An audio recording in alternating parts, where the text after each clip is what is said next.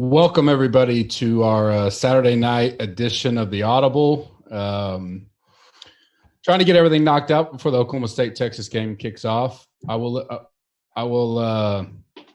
let you guys know I turned down 50-yard line suite tickets tonight to this game to make sure I was here for you. So we better get a good audience, or I will cancel this thing moving forward. Because if you guys don't help us out, then there's no point in me turning down stuff like that. With me, as always, Tambo. We took last week off. Obviously, JB had some stuff going on. I was out of town, so obviously we keep everything rolling in the Slack. I will be in the morning as well. I don't have much going on. I don't know if my partner, Mr. Tambo, will be, but I'm sure he is. He's always in there. Tambo, how you doing tonight? I'm doing well. Yeah, I should start with that just because it's all, paywall stuff, members here. I do apologize because I have been lacking on the slacking, but it's not because I want to. It's just that, transition. I'm just getting used to it, to be honest, guys, with the job on the road, swing season for the first time on FGD Pod and with, the E9 and the Audible and mixing it all together. And then on Sunday mornings, I'm, running anywhere from 150 plus lineups. So it's not that I don't want to be in there with y'all, even in the food channel everywhere. I've been lacking on the slacking, like I said. So going to get back to that. I'll try and be in there tonight is the plan, so I can answer as many questions as possible later on. And then if you don't see me on Sunday mornings, it's honestly because I'm just jamming so many things in. And if there's one small change, I got to swap everything. So it really can affect me with that much money on the line. I hope you guys can appreciate that me and Gup are playing the money that we're talking about. We're playing these same plays with you, and we're trying to help you as much as possible. So I will say that for going forward. But doing well, Gup. Excited for tonight. It's a big week. I feel good about it. I can tell you that much. How do you feel about it this week? I feel good. I wanted to see how some of the ownership shook out and final projections that I finished up probably about 30 minutes ago, 45 minutes ago, and got them out, especially with some of the eye candy that's going to be out there with low price and their starters out, and which is kind of thoughts, but I definitely want to discuss it with you some. I think a mistake I saw a lot last year with people would completely leave their original plan just because one guy got ruled out and his backup was available, and it may or may not have been in a good game. I mean, it could have been in a shit game. And I was like, why would you, you had this? I mean, if it worked out to the plan you already have, then yes. Or if it's just an auto plug, then maybe. But I think sometimes people go overboard. What are your thoughts on that in general? A great call. I got a thought and a tip based on that. One is what you said. Normally you like your plays, so don't change your actual skill players, because no matter what the news comes up or this, that, and the other, it's normally not serious enough. Obviously, if it's a big one, if they say tomorrow that, Keenan Allen isn't playing, then that would upgrade Eckler, that would upgrade Mike Williams, that would upgrade people behind that. That's totally different. I'm just saying in general, these small ones you're talking about. But one thing I like to look for, and that's why sometimes Sunday I get, I get into this big time, but you'll see like an O lineman or a left tackle go out, and that can really affect that team. And the other defense can now become a little bit more exciting. So if you had a lineup where you thought it was a little bit too chalky, or you were like, damn, if I could have just upgraded this guy to this guy, I was looking for a way to do it. I always think defense is the spot, because it's not the cliche quote unquote defense don't matter. It's that sometimes a defense does improve their position on a Sunday morning with some O-line injuries or something that falls out last minute that you weren't really monitoring throughout the week. And that's the spot where you might be able to upgrade a skill player, the one that you hated the most or something of your lineup, everyone else you loved, and all you gotta do is do a 2v2 and swap the one play you didn't like with your expensive, Cowboys or Patriots defense that you may or may not need, but now you get the upgrade to the skill player you actually wanted. So I would just say that, but don't change up your whole lineup. Don't swap all your stacks off, or you hear a different article say this on Sunday morning and you say wipe out the whole lineup that you love. Don't do that. No, I sometimes I use it to my advantage. If I think, especially if it's a Sunday deal, if it's a guy that's questionable, and then I know if he gets ruled out, that everybody's going to hop on the backup. I have a plan B for that. And if I know that's going to happen, then I kind of I don't have as much trouble as you, because I normally do like 3 to 5 lineups. So it's kind of easy for me to make a pivot there. It's a little bit harder, but definitely I may use it to my advantage. Now, there are sometimes if I'm like on a guy and I like, so let's say Zeke was questionable and for tomorrow, well, if he's out, I know I'm probably going to put Pollard in, and then that gives me cap space. And I got to be ready for that to go, all right, Pollard's in, then I'm going to this wide receiver or this, whatever works out. But you have to think through that the night before, because it can get hectic that last hour for sure. Yeah, I agree. That's the same thing. Like you said, that's a big move. If something like that happens, then you got to move lineups because that's a pure value play. And 90% of the public, maybe less, let's call it 75%, won't make that move, right? They just let it sit and roll. Obviously, if it's a guy's out, but I'm saying if a value play pops up elsewhere and they already got 3 different running backs too, they'll sometimes say, "Oh, forget it, it's not that valuable." But clearly, that would be a situation with massive value. So why would you still say, I still got McCaffrey, I'm good? You could swap some things around and keep McCaffrey even and still upgrade elsewhere with a Pollard. So gotta be ready for that stuff. Definitely make sure your Sunday mornings are focused on that, especially if you're putting any kind of big money into it. But all your lineups are important. So either way. So I know you're big on the Cowboys. Yeah. Is there any fear of trying to figure out who's going to get, it reminds me of a college game, like today, if you took Bama or LSU or something, it was, if you didn't pick the right combo of the guys that went off, you were almost dead to the field, especially in 1 to 3 max type stuff.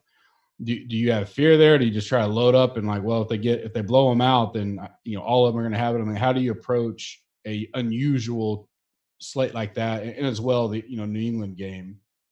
Yeah, well, the New England game it's a harder one for me to peg. I mean, I'm with you. I think the Jets cover. I think that it's not that they don't want to get their heads too big. I think someone said it was, I think it was RJ Bell, your boy that you listened to. You showed me on that pod before. I think he mentioned something about he thinks that they won't really want to blow them out completely because they don't want to get their heads too fat, right? They want to stick with the plan and just keep winning games, but you don't got to smash them into the ground anymore. Just stay level-headed, keep your head on straight. You got a lot of games to go still. Versus, I feel like I said all week, I just got the image of Jerry Jones up in the booth just grinning ear to ear as Zeke pounds his 3rd touchdown in or something. So much heavier on Zeke, whether he's the chalk or not. To me, I don't believe there's a scenario that he doesn't get there. I mean, if he really isn't playing the 3rd quarter or the 4th quarter, like how do he not get involved? But with that said, again, I play enough lineups, so I've got plenty of Dak stacks without Zeke. And my guys I'm using, again, I could be way wrong, but I'm using Cooper, I'm using Cobb, and I'm using Smith, and I'm skipping the tight ends. So when Witten and Jarwin get all the touchdowns tomorrow, it is what it is. But my thing there is that even Witten has had a touchdown in his first 2 games, and it's not like he's on any of the winning lineups. Like he's not really – it's very hard for him to ceiling out is what I would call it, where, he's going to be like, oh, the slate breaker. It's not likely that Jason Witten's going to be the slate breaker. And even if he is – I could have, Cobb and Smith in a lineup with Dak because Dak would still get all those touchdowns. Cobb and Smith might be the ones that move the chains to get him there. And then what if my other tight end in the lineup still gets 8 to 10 while Witten has 20? I'm not necessarily dead with the rest of my build. Like you mentioned in your final thoughts. I could be chalky somewhere and you can mix it up elsewhere. It's all how you build. So I sort of left myself out without having to go to every play because we both know you cannot cover every play in these games. You got to take some stance. Is there anybody, we'll kind of go position by position, but quickly, and we'll let some questions build up, but is there anybody quarterback wise you moved out, in, down, up, 2 or 3 guys that changed around, or are you pretty where you were on the pod Wednesday? Down a little bit, not much. I mean, I still love Jameis, but just with him being so popular, like it really seems like, again, no quarterback's ever super popular, but because he's so condensed, any Jameis lineups I have pretty much have OJ Howard. And you and I talked a little bit about that the other day. I like him, but I think the Jameis, Evans, Godwins, or one or the other, like those are just going to be so common that while you can differentiate it elsewhere, I'm just not trying to be locked into 2 or 3 spots already, then have to go like in that setup. So move down a little bit, but not much. Looks like I'll be at about field on him. I moved up on Kyle Allen, who we talked a little bit about because it became official. So I mentioned that. You mentioned that. $4,000 quarterback. You could fit quite a bit with him. And I came around a little bit on Matt Stafford, who I know is not, way up in your rankings or anything. And he's not really way up in my, highlights of picks, but he's sort of who I moved some of my Jameis shares to for the same price, $100 more.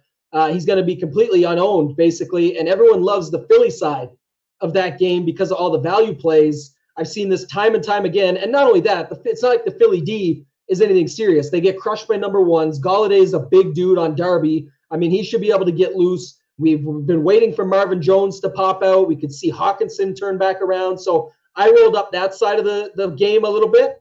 and then use those Philly values still. But now instead of having them with Wentz, instead of Wentz, Aguilar, Ertz that everybody has or thinks they're going to, even though Wentz won't be super popular, I think he'll just be a creation because it's just like last week. Carr got a little bit more ownership in the end once everyone's on all those Oakland value plays. It just happened naturally. But I went the other side of that game instead. So that's kind of the big changes for me, Gup. What about yourself? Definitely moved Kirk Cousins up, and that was too, late. Yeah, because he's coming in at 1%. I'll still gonna. I think I'm gonna do maybe 5 lineups tomorrow. So for me, it's a different. If I'm doing 20 plus, yeah, I'm having. I'd have him in 2 at least. That gives me 10x the field, and I love that. So I agree on Allen. I'm interested. I think the 5% may be low because I think when people start building and they, especially the late Sunday morning stuff, like, oh, I can squeeze him in at 4 and I can get this guy, and that eye candy will start popping. So I could see him and Kyler becoming real close on ownership. Kyler's showing 9, Kyle's showing 5. I do love Kyler. He will be in at least one of my lineups. I think this could be just because I rewatched the Carolina game last week, 2 nights ago, the 30-minute deal, and that D does some undisciplined stuff. And if they don't stay in their lanes, this could be his first big running game. So 80 yards and a touchdown plus his throwing or something like that, it could be his first 400 total yard game and 2 or 3 touchdowns. Which at that, I don't care how high owned he is, I'm going to be on that. So I bumped him a little. And then probably a guy, that's just under the radar. Other than, I'm on Winston. I just got to figure out, I can put him in 1, and do I want to combo up there? But Brissett is a guy that I still think is going under the radar. 5,200 at home. Atlanta's D, we saw it, can play great and put pressure, but it can also be susceptible to, a deep ball or two. I kind of want. I don't know if you have any update on Ty, but I wanted to see how healthy he is before I kind of go there. But he's kind of on a plan B type of deal. Probably the last question for quarterback or running back is any love for Giants quarterback rookie Daniel Jones?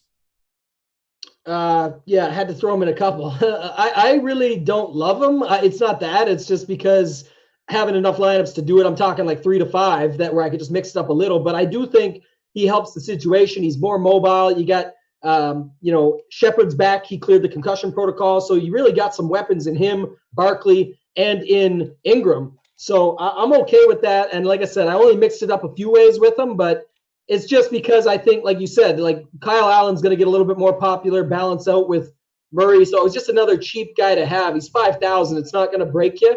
It's a little bit more than Allen, but again, I kind of like your Cousins play there. I didn't mention it, but probably can segue us into running back, but obviously Cook is going to be very popular at running back, and everyone just auto assumes that they're going to run all over them. But we just saw Mahomes like a track meet, like with his boys in the backyard, throwing 50-yard lobs to guys against Oakland. They're catching them like it's nothing. So I know Mahomes and Cousins aren't close, but the point is it's not like Oakland's D is very serious in that secondary. So maybe this is the game we finally see them throw it more than 10 or 12 or whatever times amount they've thrown it in the past and just want to run it. I know they still want to run, don't get me wrong, but I still think they could start it out the game, no problem. And Diggs, I saw some stuff on him on Twitter this week.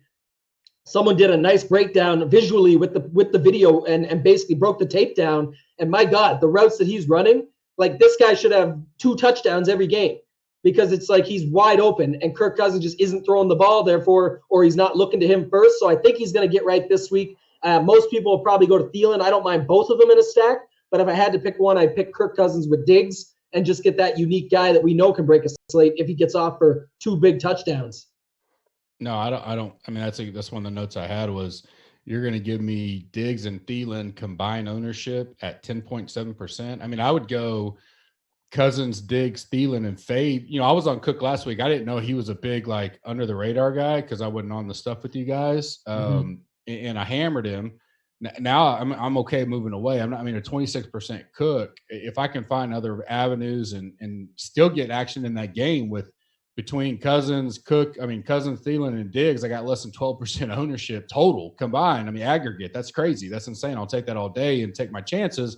Now, Cooks may have 175 yards and 3 touchdowns, and they throw 10 passes again like week 1, and it is what it is. But the high side of that threesome we just talked about is the ceiling is great, and you get so much leverage on the field. So I agree there. the top of the running back board's we talked about it. We don't even have to go in depth. It worked out how it is. You just got to decide if you want to go overweight on that or which one you're going to fade. Especially if you're doing, a 10 to 20 lineup build and not, 50. You can't get all of them and you'll be level on ownership on all of them. And that just doesn't give you an advantage. I think people try to, so if they build, 16 lineups, they try to do 4 Zeke, 4, Eckler, 4 CMC and 4 Cook or something. And I'm like, okay, so you got 25% of each 4 and you haven't gained any leverage anywhere. So what's the point in doing that? It's hard to fade one of those two. I get it. But if you're going to do that, like just get big on somewhere else and don't be leveraged to the field everywhere, because then you have to have the nuts somewhere else to gain any leverage. Because if he goes off, you're just even with the field. So I don't think people think about that enough. I think it's a big mistake. Mm-hmm. Where are you at on DJ at 6% ownership? Or 8%, sorry. Yeah, I like him. I mean, I don't know if it's that high, then great. I don't even know if it will be. It feels like people just don't talk about him enough or think about this spot, but I like him quite a bit. Wrote him up in my article. I put in there very vaguely for the first time ever just to say, like, it's not about fading the other 4, because the other 4 in Zeke, Eckler, McCaffrey, Cook, it's hard to really find a price pivot there. I can't say don't play Eckler and play David Johnson. I can say play them together. I'm just saying make sure you get David Johnson in your pool. And to your point, make sure you get enough. Don't get 8% and match the field. You're either in or you're out on David Johnson this week. I'm in. I think the matchup's great. I think, like you said, it's like Kyler Murray coming out party. I think he's going to be throwing the ball a ton. I'm going to have at least 20% David Johnson in my lineups this week. I like him on both sites, actually. FanDuel, at home, he's cheap, and on DraftKings, same thing. So more PPR, I like him even more on DraftKings with Kyler. You can still pair him with Kyler, too. Kyler's going to get the run a little bit, like you said, but if he gets caught up in the pocket, they come at him, guess who his check down is, and guess who can take off? That guy. So I like David Johnson this week quite a bit, actually, at that price. Yeah, I think if they, at least what I watched on film, if the way the linebackers move and flow with the offense, they can move Kyler and get those linebackers to overcommit one way and come back the other way to Johnson. So I think tomorrow could be an 8 to 10 catch game for Johnson. So I saw someone ask, and we'll get to in a second, about a stack. And I said, you could have those two and just forget about the wide receivers and go elsewhere. And I think you may be all right and not have to worry about who he's throwing to wide receiver wise, especially if he winds up running a lot. We'll start out with a couple questions. Let's see. Would you stack Baltimore and Kansas City in cash this week? I know you're focusing on cash a little bit. No. The answer is no, only because, that's definitely a GPP play. It's more of an upside, high ceiling, whatever. The idea for cash is that I want to know sort of who the value plays are and get the best floor and ceiling at the same time. Still want a little bit of correlation in there, maybe, just because I don't want to run just 1-1-1-1 random one-offs. But I don't. That's more of a satellite for like a King of the Beach or a qualifier play or something like that, where you're just pinning them all together and hoping that the whole set goes off. That game is so hard to peg, in my opinion. I know everyone auto assumes Lamar Jackson, Marquise Brown, Hollywood Marquise Brown, and then Andrews. But that's what's happened the first 2 weeks. We're talking about a 2-game sample size. There's no guarantee that that's a lockdown play. There's other guys there, right? You never know what's going to happen. It could be an Ingram game. They could try and keep Mahomes off the field and be successful with it. For all we know, at the beginning of the game, run Ingram out there, and then what? Your stack's gone, or you didn't have him in there. So if I was going to do a game stack for cash, I would actually do Carolina and Arizona, because I think they're all priced extremely cheap and just fit whoever you want. But I'm not game stacking for cash. No, I agree. I think I don't play much cash, but I do agree with that, because it's similar mentality to some of the football stuff I play. So I agree there. Do you think CMC has a big week? Obviously, I think we both think that's highly probable, and you could go Murray, DJ, CMC, and then that's enough for that game and move on. Or like I mentioned Wednesday, now that I said if Allen becomes a quarterback, I wouldn't be afraid of using Olsen as a leverage play at tight end, because I think he'll have some check down stuff too. And I think that's fine. What's your thoughts on Aguilar and the chalk there? Who would you move to? He mentioned P. Williams, Bird, Hollins. Any thoughts on that game, or Eagles, or you stay away from it? No, I wrote that up as well. So I'm going to use Aguilar in cash, because it's almost like a blocker play. And what I mean by that is he's probably going to be 70% owned in cash. So if he does have a 20-point game and you don't have him, you're probably dead. So I just need him. And if he fails, then 70% of the lineups failed with him. So he's always going to have 6 to 8 points and he fails. So in tournaments, I'm not going to have any Aguilar. Well, very little, I should say. Like I'll be whatever lineups I had him in sort of at the start of the week and fit. Sometimes I'll move those around, but I sometimes like to just stick with my original builds on certain ones if he fit. But I do like Arcega Whiteside, as the pivot there. I wrote that up in the article for GPPs. I like Mac Hollins for a deep bomb. I'm not going crazy with him. He's just the other third because it seems like everybody has this idea of play Aguilar and Cash, play Arcega Whiteside in tournaments. So that means likely Mac Hollins goes off, or maybe just Ertz does his job for once, and we'll see what happens. He had 16 targets last week. Everyone seems to want to fade that too. We'll get there. But James Washington could be real. I just don't think what people are saying is like, is he cash viable? No, I don't think so, because just because he played with the guy in college and has shower narrative or whatever you want to call it, we don't have enough info on it. We don't know. They actually named the guy behind him Deontay Thompson or Deontay Thomas, whatever his name is. They named him as the full-time starter. So, there's another guy there. And then Juju has a great matchup in the slot against San Francisco, and Rudolph targeted him like 8 times when he got into the game last week. So I think Juju could have a bounce back, and I think Juju's a great play to get into your lineups as a contrarian wide receiver that nobody's on this week because everybody's going with high-end running backs and paying down at wide receiver. You can mix up some of that with a guy like Kyle Allen and fit a higher-end wide receiver, and he's not that expensive to go to Juju Smith-Schuster. So those are some of the cheaper guys, and then that's some of the mid-tier guys too, Gup. Yeah, I'm on Juju. I'm back. He's like my cook from last week. If everybody's going to leave that and think he's just dead to the right, I mean, the thing about Rudolph is he has a better arm than Ben. I can assure you. I watched it for 4 years, 3 years, or whatever. He has one of the best deep ball arms in the league today. All the NFL top 5, I guarantee you. If you just watched him, now does that mean he's accurate and he's like best quarterback? No, he was a backup for a reason. But I think he will surprise some people. I don't disagree with James, but I would, if I'm doing a GPP, especially a MME where I'm trying to be maybe unique, I don't know. I think they're putting Deontay out there, and I'm thinking because of how they want to play James is the reason they made that move. Obviously, we know Moncrief can't catch shit, so that's the other reason. But I think James will get a lot of targets. It's a safety mechanism for Rudolph. It doesn't mean he's going to go off and have 150 yards and 2 touchdowns, but I think he will be more involved this week. And if you want to take the risk instead of him going off this week and then be chalky next week, something to think about. But I don't think you have to go that way if you don't want to. I like him more in GPPs is what I'm saying. Yeah, I agree. Like he's definitely going to get more opportunity. They're done with Moncrief. It's very clear. Moncrief cost them points, so they're done with him. He had his run. There's no chance. Dorian Thompson or Darrell Williams, better GPP option. I mean, Darwin Duck, man. I think you got to go with him. It's not guaranteed. It's just. Yeah, at that price, especially he's not really picking up steam like I thought he would. I mean, this is an opposite what we start off the pod with is normally a guy like this gets named either split time at worst. McCoy could still be out as far as I know, and if he gets labeled, this is one I'll monitor because if he gets labeled out, you're going to see a shit ton of people load up on Doran in that last hour as much as they can. Right. And so I may go away from it. If Shady's in, it may entice me to play Derwin more and hope he gets a passing touchdown or something like that out of the backfield. We talked about the Eagles already. Thoughts about the weather. People overblow weather in football. Unless it's just a shit show sideways, type deal, it actually favors the pace of the game more because you have, when you're cutting on the field and stuff, it favors the pace in the offense. People make that illusion a lot, and they don't know what they're talking about if they've never played game. If it's a little wet, little rain, the biggest issue is the ball. So a lot of times I think about the quarterback. If they got big hands, if it's a Big Ben type, or that it doesn't affect them. But if you do have a little guy, it could.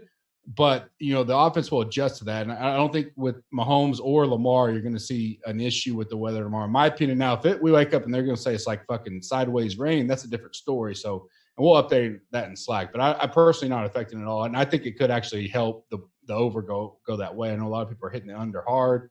What do you think about Mac? I heard I talked to a guy last night. He's in. He is 100% playing this week. So you don't have to worry about him. Whether you want to play him because he was banged up, that's your choice. But I like Mac this week, especially a low-owned option, kind of under the radar.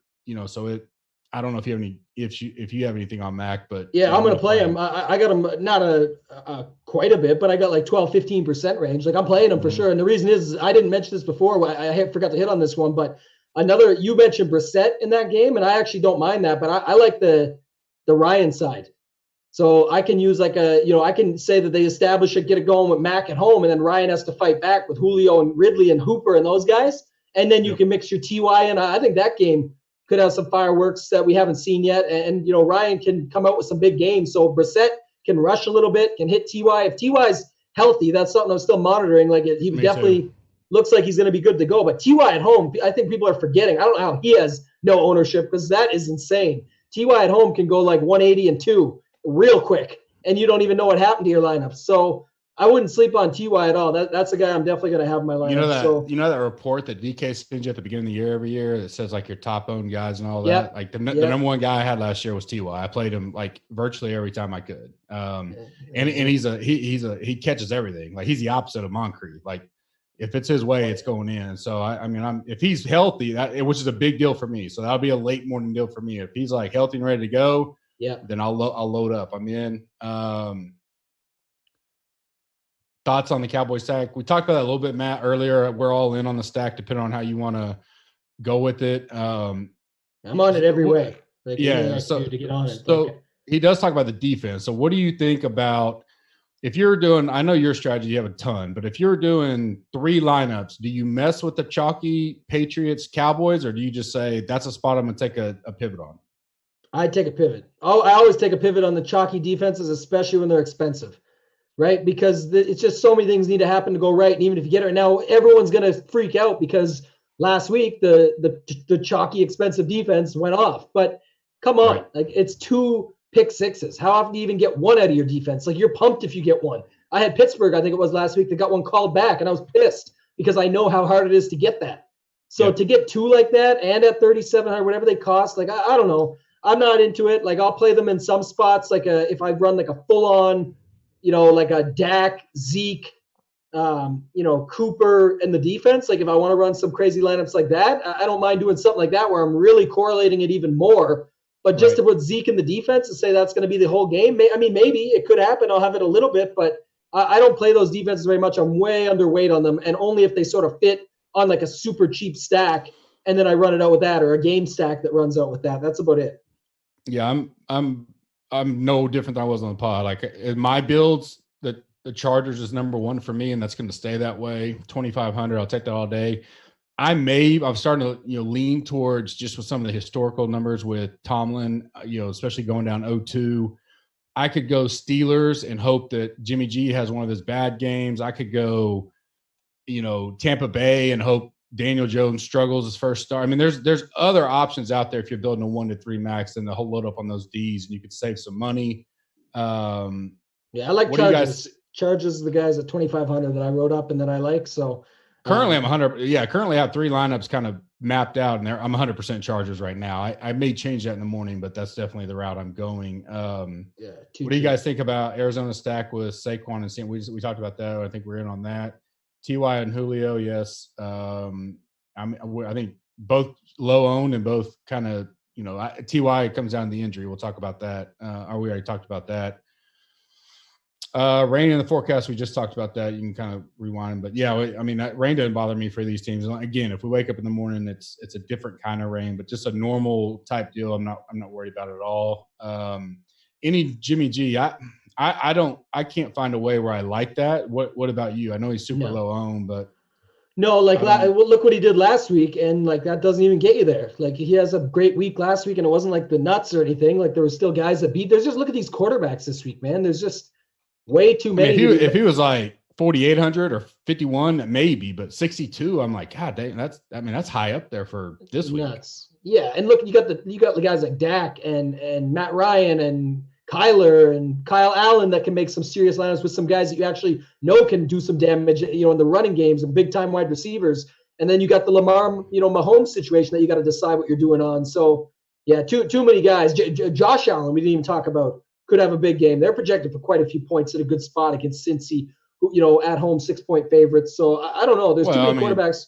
Yeah, Kirk Cousins 1,100 cheaper. I'll take him all day over Jimmy G. Yeah, we talking about that exactly. High upside. Yeah, absolutely. All right, 6:35. We're gonna do some final thoughts in a second. If you got any more final questions, let me know. Anything you didn't get to hit on, Tambo, or any final thoughts from you before we head out and rest up, and then super busy morning tomorrow? No, nothing else really to talk about. I mean, if people have questions, I'm always there. I try and get back to you as soon as possible, especially if you tag me or something. But or DM me. But yeah, I'll try and be in there tonight later on anyway, so I can answer some more questions. But still going through the final process. This is a great view of where I'm at. I try to give as much as I could to say, here's where I am exactly on guys. And if you have more questions, let me know after, and we'll go from there. Probably my only question you mentioned earlier, so I want to get to it because we didn't talk a lot. If you're a 1 to 3 max guy, do you eat the 18% $5,700 chalky Ertz, or do you just try to go down to a 1% OJ Howard type deal? I actually like Kittle quite a bit, and I wrote that up too. That was one of my pivots there. I like Kittle quite a bit in that matchup. The routes that he's been getting have been pretty serious ones, like very susceptible that he can get some good passes. And if he can get some good passes in there, it's not that we just talked, I don't love Jimmy G. I'm talking about just a tight end getting there. I would only play him as a one-off, but I don't mind him. And like I said, in a game where I got the Juju on the other side with Kittle, I think that's a good pairing. I think if you need a cheap pairing, you can do James Washington in a tournament like you mentioned, and then have Kittle on the other side. So I really only want Ertz if it's correlated. And in that, like I talked about, I'm going to Stafford lineups. So like a Stafford Galladay Ertz, with Ertz won't be nearly as popular as Aguilar and Ertz in the same lineup with a Wentz or whatever. Right. So I'll switch it up that way and do a little bit of damage hopefully in the separate side of the game versus being on the Eagles. Final question in here was any thoughts on Frank Gore with the heavy usage? Yeah, like him. Both sites. You got to look at what your lineup build looks like and what you can do. I'm still debating for cash or not. At 4,400 though, with only Yeldon there in a game where they should be fine at home. Again, I know, like you said, I'm with you. I made too many mistakes when I first got into DFS football with weather because I never put the pads on. So me thinking that's the be like oh my god, the winds, shit's gonna be crazy. Guess what? The game goes over half the time. Oh, it's a snowstorm. Get off it. No. They run it, all of a sudden everyone's slipping everywhere, and there's a 60-point game. Like it's different every time. I know the sample size is small, but I'm just saying I don't know, man. With that, I do like it a little bit that there's a bit of weather there, and I think they'll want to run the ball. And Yeldon can get into the game, but Gore just always shows up. And really, what does he have to do? He's going to get 13 to 15 carries. I mean, if he just busts one, what if they throw a pass? What if a pass interference is called on some of these John Brown bombs, and then they got two where they're sitting on the 1 yard line? Allen can run it in for sure, but if Gore runs in one of them, like $4,400, it's literally nothing to pay off. So he can really make your lineup shake up too. I probably like Kyle Allen more in a build, as in, to explain that. I know it's a quarterback. I'm saying if I think about the guaranteed work in that matchup against Arizona with a quarterback, I think the better, even though Gore technically gets guaranteed carries, he's more likely to get injured. There's guys behind it. It's not the same as a quarterback. So I'm more likely to play Kyle Allen than Gore. But, I wouldn't hate playing Gore in some lineups because he makes sense. And you compare him with the Buffalo D, who might just have a field day against Cincy here with really on the road, no real reason to. But I don't know. I still kind of like the game to stay a little bit closer. I talked about on the pod that you and I did that, Buffalo's kind of having a little bit of a look-ahead game here with New England on the docket next week. But who knows? Maybe they're a changed team and they just come out and crush, right? Since he's not a really big threat. No, I agree. I think that's kind of my final thoughts to wrap that up is, the opposite side of kind of how we started the conversation is also don't let yourself start playing like every low-owned sleeper in the same lineup. Like that, I mean, you don't have to get too cute, right? So there's a yin and a yang here. There's go after all the eye candy, and then there's eating the chop. I mean, there's a blend there you have to work on and just have to work through your lineups and think them through. Like you don't have to go, man, I want Allen and Gore and Aguilar. Like you just put in, but that now I can get Zeke. I mean, there's a fine line there between you get too cute versus a solid build and right. still keep your correlation going in the game. Like I mentioned in the final thoughts, think through that game flow and how you think it's going to work out and a couple of the different scenarios and make sure you're confident in either take all that in and go with it. Don't overthink it. For Tambo and JB on the mic behind it, I will see you Monday night on the Smash Factor. And then we'll be back Wednesday night for the Emergency 9. And I will be in the Slack tomorrow morning. I have very little plans. I'm trying to rest this weekend after being gone like 6 of the last 7. So I'm going to enjoy some football tonight, and I'll see you guys in the morning as well. I'll have some golf stuff out. Obviously, I have both Ortiz and Munoz outrights pending. So that's probably my only sweat right now because my lineups were okay, but once again, missed some of the lower end. But I have a couple of sweats. We'll see how it works out. You never know with golf. I will toss out some showstoppers when I have time tonight, but I'm going to take the next few hours to be with my family and watch the game and hang out. So I'll be in the Slack. I'll probably just do showstoppers in the Slack, because if you guys haven't checked it out, last thing I'll say, the golf stuff is live. It's great for Showdown. That's why I hadn't really announced it, because I'm not probably going to do showstoppers much more, because those tools you guys are seeing is what I've used for the last year to do them. So you have it all now. So I'll just point out some of the things I like, and I'll just do it in Slack kind of casually and back and forth it with you, because you guys have all the data now. So if you're in the membership, obviously, because you're listening to this, go check them out, because it's awesome for live Showdown information. It's tremendous. Josh is doing a great job building that. We have plenty to come in the next 2.5 weeks as we give you guys a free preview on that. We'll see you guys Monday night, and have a good evening.